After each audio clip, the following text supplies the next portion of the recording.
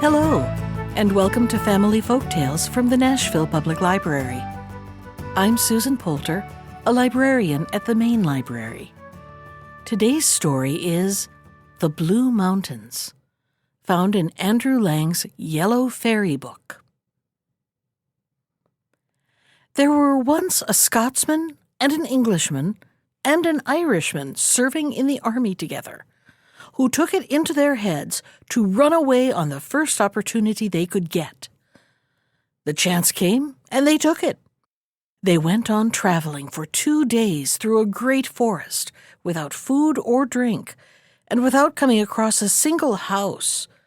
And every night they had to climb up into the trees through fear of the wild beasts that were in the wood. On the second morning, the Scotsman saw from the top of his tree a great castle far away. He said to himself that he would certainly die if he stayed in the forest without anything to eat but the roots of grass, which would not keep him alive very long. As soon then as he got down out of the tree, he set off towards the castle, without so much as telling his companions that he had seen it at all. Perhaps the hunger and want they had suffered had changed their natures so much that the one did not care what became of the other if he could save himself. He traveled on most of the day, so that it was quite late when he reached the castle, and to his great disappointment found nothing but closed doors and no smoke rising from the chimneys. He thought there was nothing for it but to die after all, and had lain down beside the wall, when he heard a window being opened high above him. At this he looked up and saw the most beautiful woman he had ever set eyes on.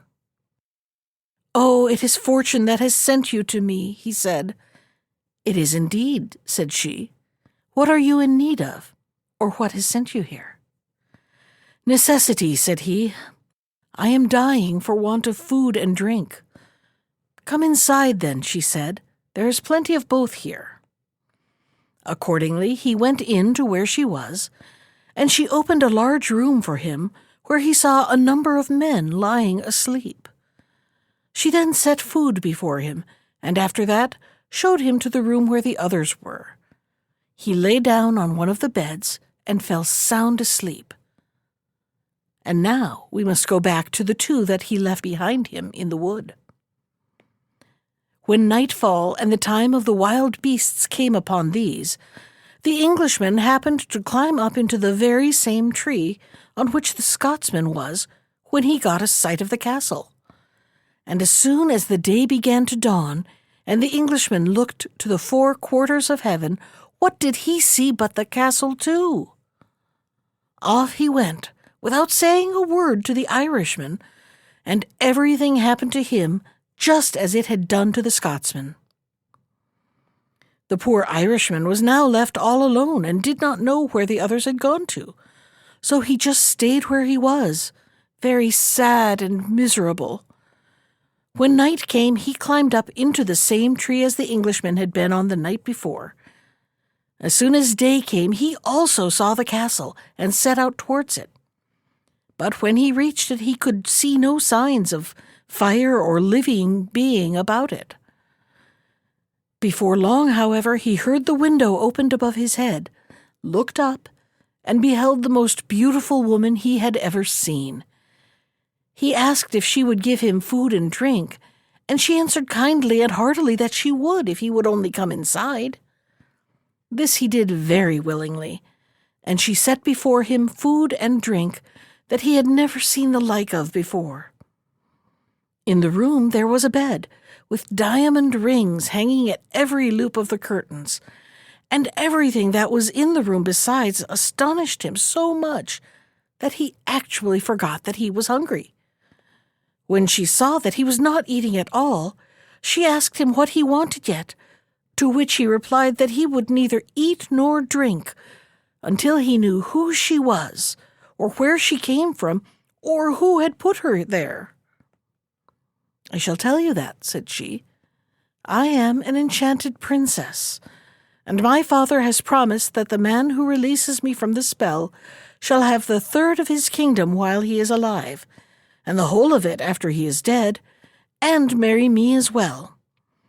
If ever I saw a man who looked likely to do this, you are the one. I have been here for 16 years now, and no one who ever came to the castle has asked me who I was, except yourself.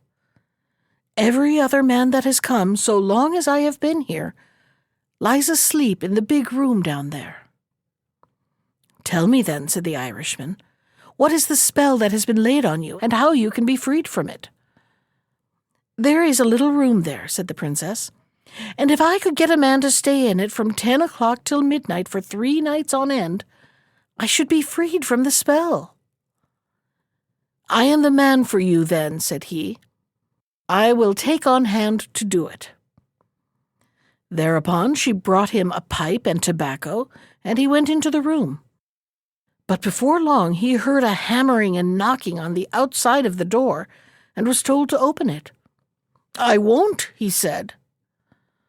The next moment the door came flying in, and those outside along with it. They knocked him down and kicked him and knelt on his body till it came to midnight. But as soon as the cock crew, they all disappeared. The Irishman was little more than alive by this time. As soon as daylight appeared, the princess came and found him lying full length on the floor, unable to speak a word. She took a bottle, rubbed him from head to foot with something from it, and thereupon he was as sound as ever. But after what he had got that night, he was very unwilling to try it a second time. The princess, however, entreated him to stay, saying that the next night would not be as bad, and in the end he gave in and stayed. When it was getting near midnight, he heard them ordering him to open the door, and there were 2 of them for every one that had been there the previous evening. He did not make the slightest movement to go out to them or to open the door, but before long they broke it up and were in on top of him. They laid hold of him and kept throwing him between them up to the ceiling or jumping above him until the cock crew, when they all disappeared. When day came, the princess went to the room to see if he was still alive, and taking the bottle, put it to his nostrils, which soon brought him to himself. The first thing he said then was that he was a fool to go on getting himself killed for anyone he ever saw, and was determined to be off and stay there no longer. When the princess learned his intention, she entreated him to stay, reminding him that another night would free her from the spell. Besides, she said, if there is a single spark of life in you when the day comes, the stuff that is in this bottle will make you as sound as ever you were. With all this, the Irishman decided to stay. But that night there were 3 at him for every one that was there the 2 nights before, and it looked very unlikely that he would be alive in the morning after all that he got. When morning dawned, and the princess came to see if he was still alive, she found him lying on the floor as if dead. She tried to see if there was breath in him, but could not quite make it out. Then she put her hand on his pulse and found a faint movement in it.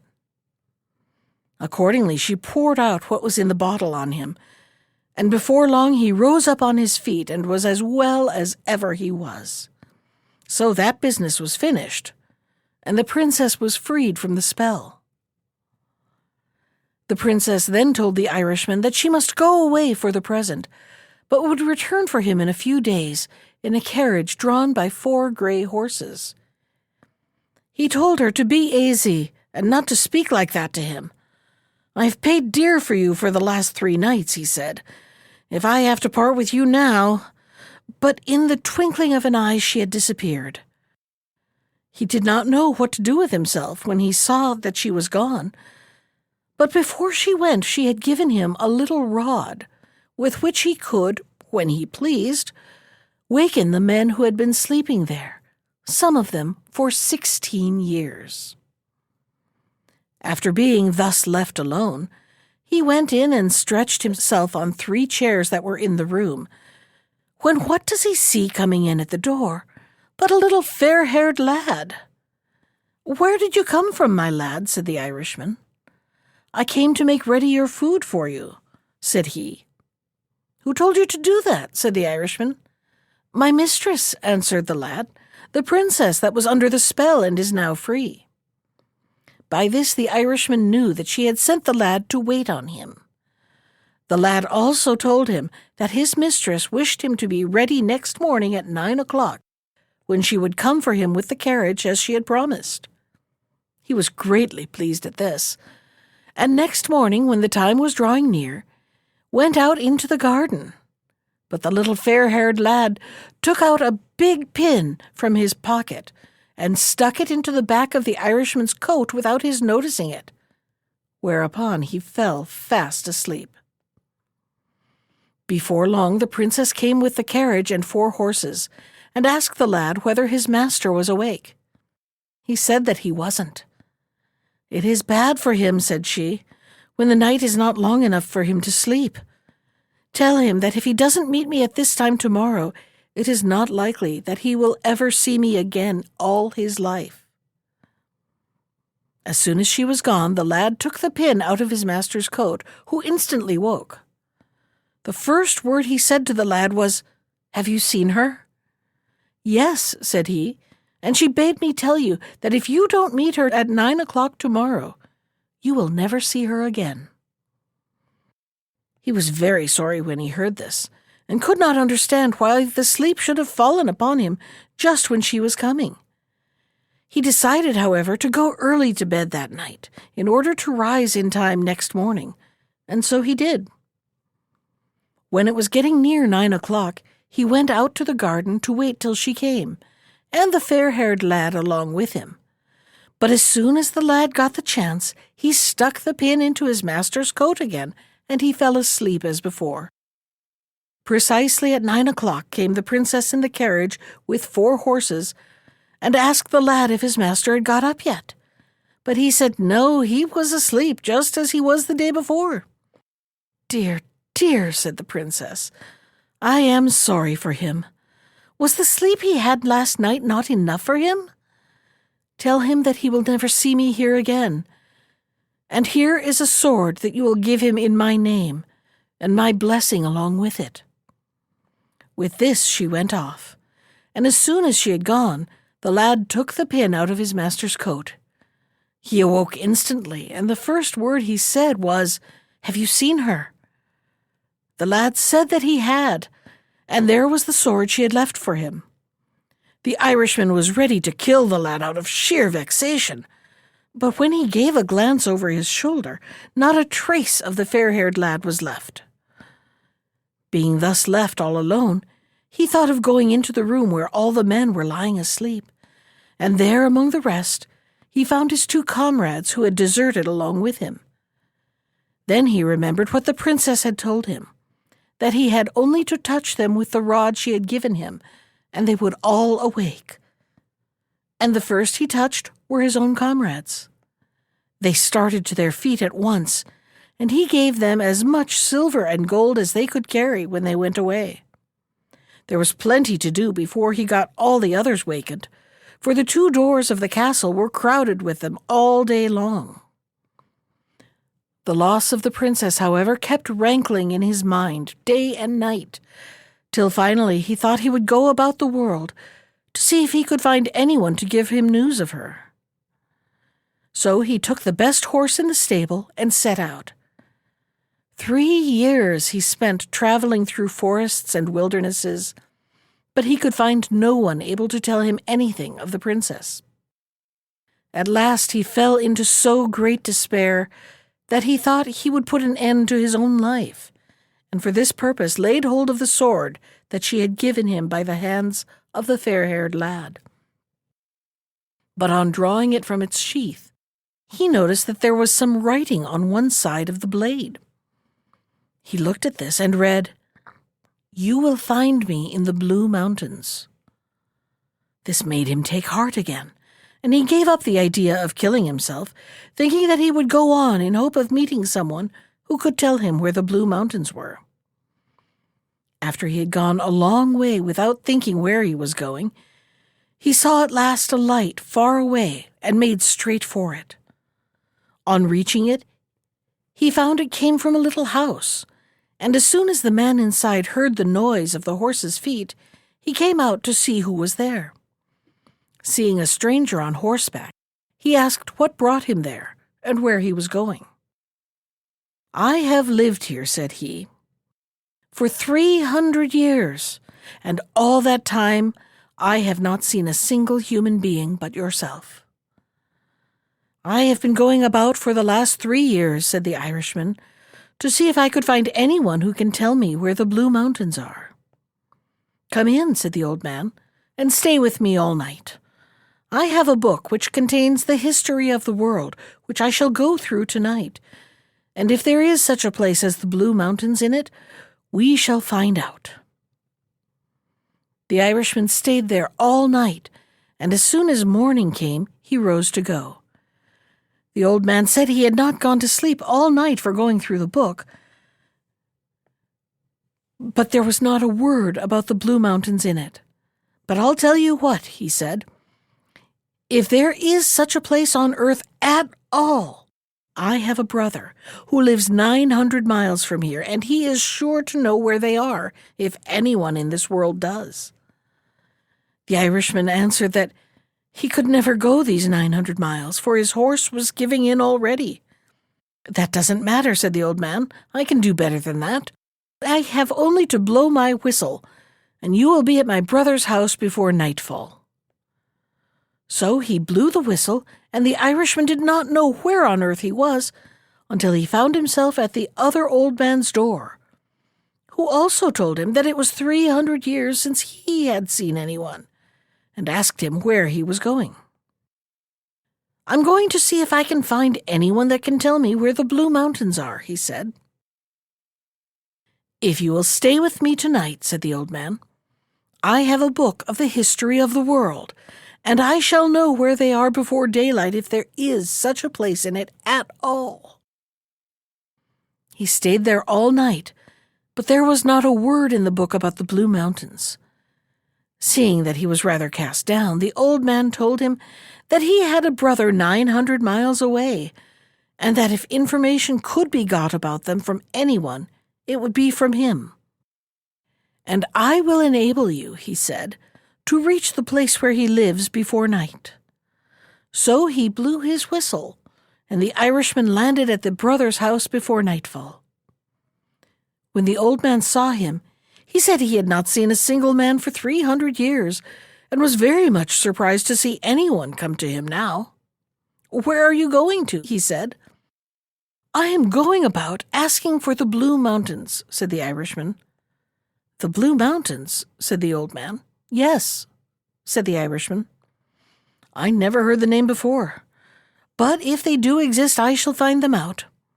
I am master of all the birds in the world, and have only to blow my whistle, and every one will come to me. I shall ask each of them to tell where it came from, and if there is any way of finding the Blue Mountains, that is it." So he blew his whistle, and when he blew it, then all the birds of the world began to gather.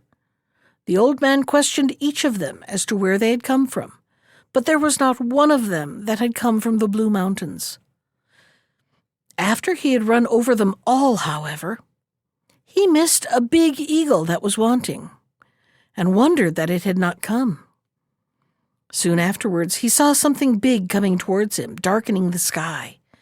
It kept coming nearer and growing bigger, and what was this after all but the eagle? When she arrived, the old man scolded her, and asked what had kept her so long behind.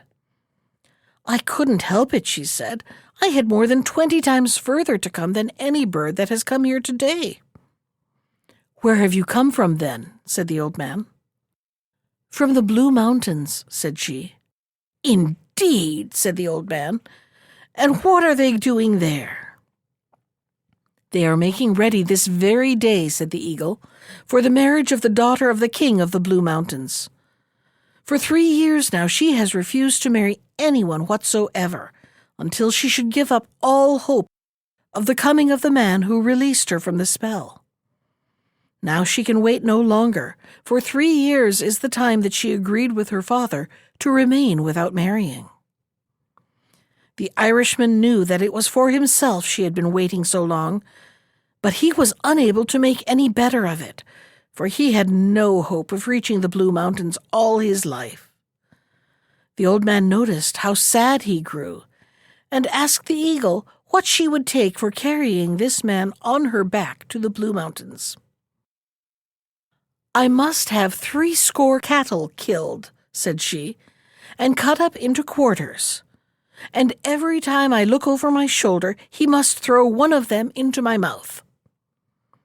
As soon as the Irishman and the old man heard her demand, they went out hunting, and before evening they had killed 80 cattle. They made quarters of them, as the eagle told them, and then the old man asked her to lie down till they would get it all heaped on her back. First of all, though, they had to get a ladder of 14 steps to enable them to get onto the eagle's back, and there they piled up the meat as well as they could.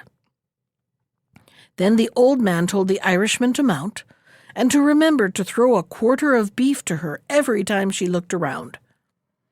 He went up, and the old man gave the eagle the word to be off, which she instantly obeyed. And every time she turned her head, the Irishman threw a quarter of beef into her mouth. As they came near the borders of the kingdom of the Blue Mountains, however, the beef was done, and when the eagle looked over her shoulder, what was the Irishman at but throwing the stone between her tail and her neck?